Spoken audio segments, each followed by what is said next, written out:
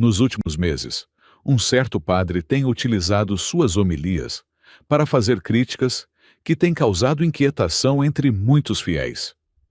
Sou Antônio Garcia e utilizo inteligência artificial apenas para a narração dos meus vídeos, enquanto toda a pesquisa, análise, revisão e a responsabilidade pelo conteúdo são integralmente minhas. Se você gostar deste vídeo, peço que inscreva-se no canal, deixe o seu like, compartilhe com seus amigos e ative o sino das notificações para acompanhar os próximos conteúdos. Antes de prosseguir, quero fazer um esclarecimento importante. Minha intenção não é desrespeitar os padres, nem diminuir a grandeza do sacerdócio católico. Pelo contrário, reconheço que o sacerdote exerce um ministério insubstituível na vida da Igreja. Foi o próprio Cristo quem instituiu o sacerdócio ministerial para que, por meio dele, os fiéis pudessem receber os sacramentos e ser conduzidos no caminho da salvação. Sem os sacerdotes, não haveria a celebração da Santa Missa, a Eucaristia, a absolvição dos pecados na confissão, a unção dos enfermos e tantos outros dons que Deus concede ao seu povo por meio da Igreja. O que seria da vida do católico sem o ministério sacerdotal? Justamente por amar a Igreja e respeitar profundamente os padres, considero que toda pregação deve permanecer em plena sintonia com o magistério, a Sagrada Escritura e a tradição. Quando um sacerdote expressa uma opinião pessoal que parece divergir do ensinamento constante da Igreja, o fiel não deve responder com desrespeito ou rebeldia, mas também não é obrigado a colocar essa opinião acima daquilo que a Igreja sempre ensinou. A fidelidade do católico é, antes de tudo, a Jesus Cristo.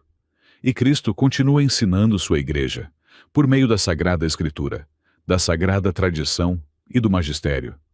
É à luz dessas fontes que devemos discernir toda a pregação, sempre com caridade, respeito e sincero amor pela Igreja.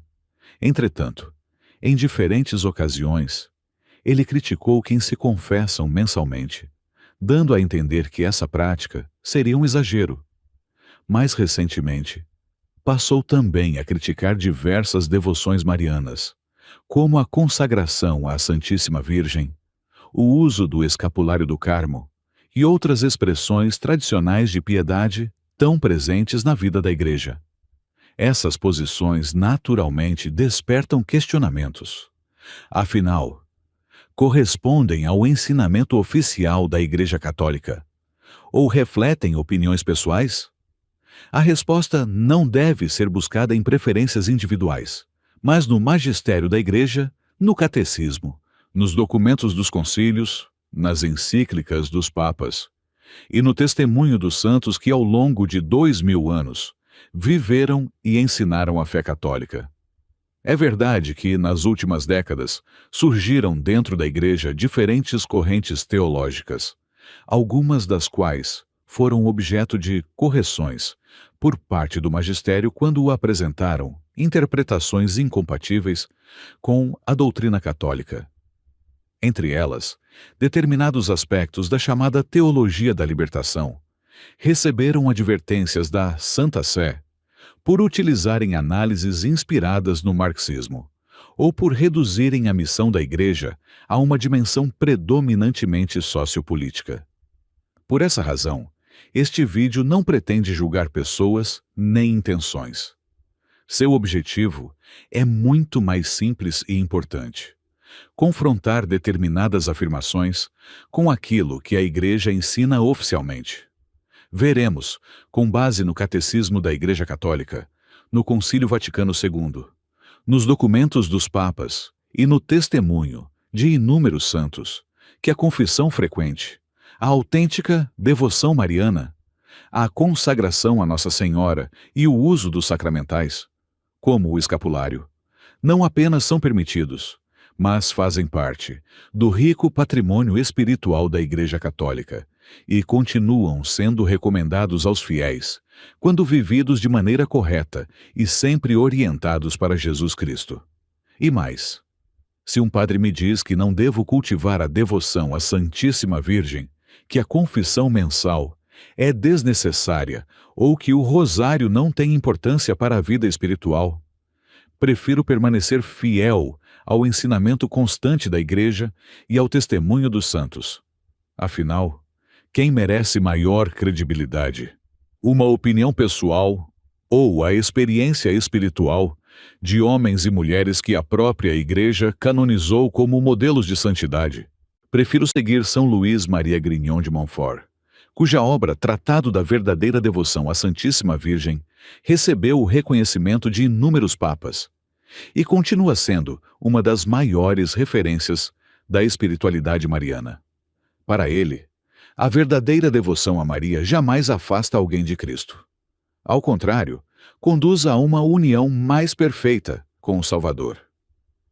Prefiro seguir Santo Afonso Maria de Ligório, doutor da Igreja, que dedicou uma de suas principais obras, As Glórias de Maria, a demonstrar, com base na Sagrada Escritura, na tradição e nos padres da Igreja, o papel singular da Mãe de Deus na vida dos cristãos. Prefiro seguir São João Paulo II. Curiosamente, quando ainda era jovem sacerdote, Karol Wojtyła tinha certa reserva em relação a algumas formas de devoção mariana. Seu receio era que uma compreensão inadequada dessas práticas pudesse diminuir a centralidade de Cristo. Entretanto, ao estudar profundamente o Tratado da Verdadeira Devoção à Santíssima Virgem de São Luís Maria de Montfort, compreendeu que a autêntica devoção mariana é profundamente cristocêntrica. O próprio São João Paulo II reconheceu que a leitura dessa obra marcou uma virada decisiva em sua vida espiritual. Em seu livro Dom e Mistério, afirmou que a espiritualidade de São Luís de Montfort o ajudou a compreender que Maria nunca ocupa o lugar de Jesus. Ela conduz os fiéis a uma união mais íntima com ele. Essa descoberta influenciou toda a sua vida. Ao tornar-se bispo, escolheu como lema Totus Tuus, todo teu, expressão retirada da consagração proposta por São Luís de Montfort. Quando foi eleito Papa, manteve esse lema durante todo o seu pontificado e tornou-se um dos maiores propagadores da devoção mariana da história recente da Igreja. Foi São João Paulo II quem publicou a encíclica Redemptoris Mater, dedicada à missão da Virgem Maria na história da salvação. Também foi ele quem acrescentou os mistérios luminosos ao Rosário e consagrou o mundo ao Imaculado Coração de Maria, reafirmando que Maria conduz sempre a Cristo e jamais ocupa o lugar que pertence exclusivamente ao Filho de Deus. Se um santo da estatura de São João Paulo II, depois de estudar profundamente a doutrina da Igreja, concluiu que a verdadeira devoção mariana fortalece o cristocentrismo, por que eu deveria abandonar esse caminho para seguir uma opinião pessoal que contradiz o testemunho de tantos santos e o ensinamento constante do magistério? Não sigo uma devoção porque ela é popular ou porque agrada aos meus sentimentos. Procuro segui-la porque ela foi vivida por santos, recomendada por papas, confirmada pelo magistério e porque, ao longo de mais de 2000 anos, produziu incontáveis frutos de santidade. É essa continuidade da fé da Igreja que desejo abraçar e transmitir.